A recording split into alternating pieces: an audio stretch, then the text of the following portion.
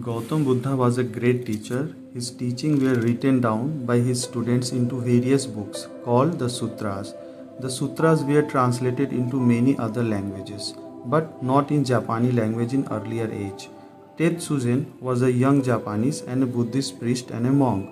One day, when Tetsuzen was narrating the Buddha's teaching in Japanese, then a little girl was very impressed by the teaching and requested him to bring Gautam Buddha's teaching in a book. But the Buddha Sutra was not available in Japanese language. When Tetsuzen heard the little girl's request, he was very touched and inspired.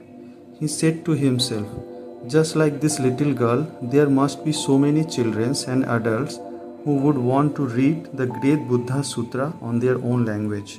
So he decided, I must take up this project. It will be my mission and purpose of life. I will translate the teaching of Sutra in Japanese language and print 7,000 copies in Japanese edition. So many more people will become happy after reading these books. And so the young Tetsuzen started his mission as a monk. He had no money and began to go from house to house, town to town to collect money for his huge project.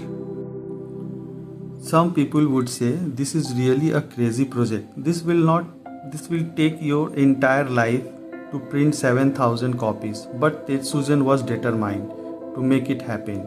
He used to say Buddhism was not a religion only for kings and rich people. This is for all and humanity to learn to become happy. He traveled all over Japan collecting money. It took 10 years and he had enough money to make this dream fulfilled. When he was happily way back to his home, he shocked to see children and adults were crying in a village due to flood and they had no money or home to stay. He could not bear to see suffering and pain of the villagers. So he began distributing the money he had collected over the years among the villagers, and at last all his money was over.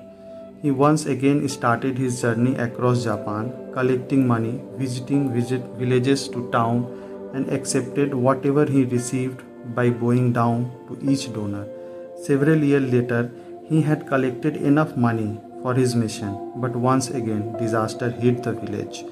People were crying in absence of food, medicine, and shelter.